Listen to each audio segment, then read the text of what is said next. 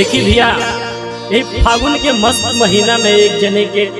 पति देव 2 साल से दिल्ली बारे तो उदास बैठल बा। देवर के नइखे देखल जाता कहत रे कैसे कहत रे सुनी सब होलिया मजादा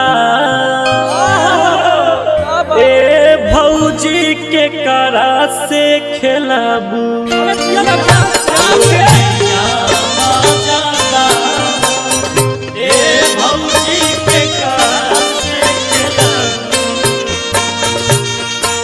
होलिया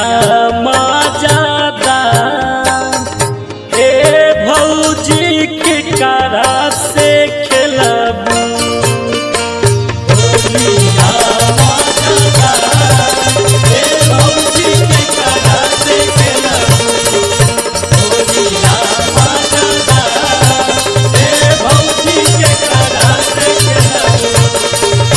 होलिया मजादा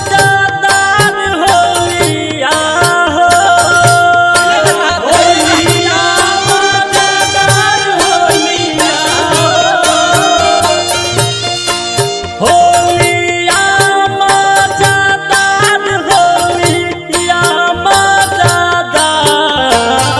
ए भौजी के करा से खेलाबू होलिया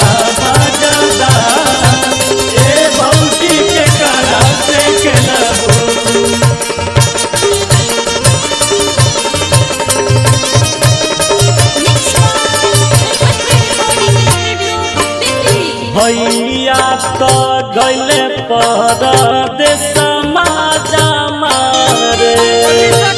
समाजा मारे परदेस समाजा मारे फगुआ में रहतारू तकिया दबा के तकिया दबा के सूखा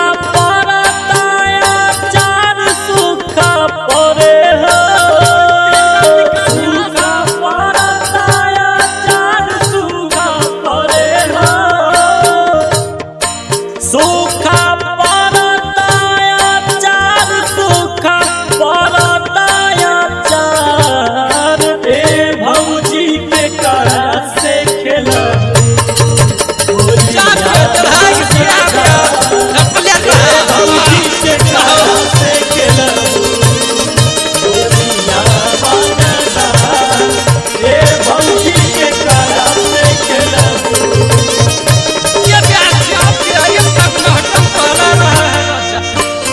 राजा मुकेश करी है